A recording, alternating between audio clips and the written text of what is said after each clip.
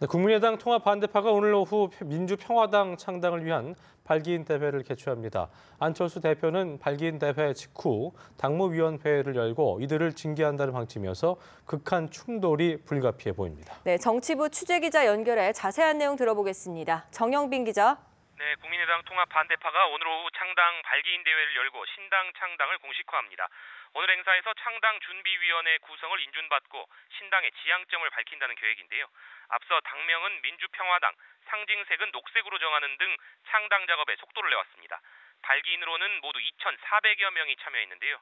현역 의원으로는 박지원, 천정배, 정동영 의원 등 16명이 포함됐고 권노갑, 정대철 전 의원 등 동교동계 고문들도 이름을 올렸습니다. 다음 달 4일로 예정된 국민의당 전당대회에서 바른정당과의 통합 안건이 의결되면 이틀 뒤 곧바로 중앙당을 창당할 예정입니다. 이에 안철수 대표는 즉각 당무위원회를 소집하고 발기인 대회에 참석한 당원들에 대한 징계를 논의한다는 방침입니다. 안 대표는 창당 발기인 대회 1시간 후인 오후 3시에 당무위를 소집한 상태인데요. 민주평화당의 발기인이나 창당 추진위원으로 이름을 올린 인사들에 대한 징계를 시도할 것으로 보입니다.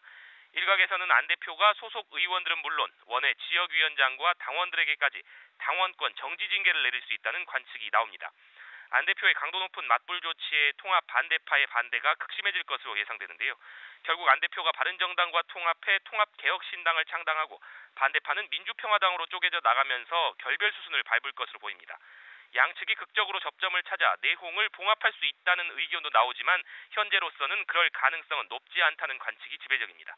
아직 거취를 명확하게 밝히지 않고 있는 중립파 의원들의 선택에도 관심이 쏠리는데요.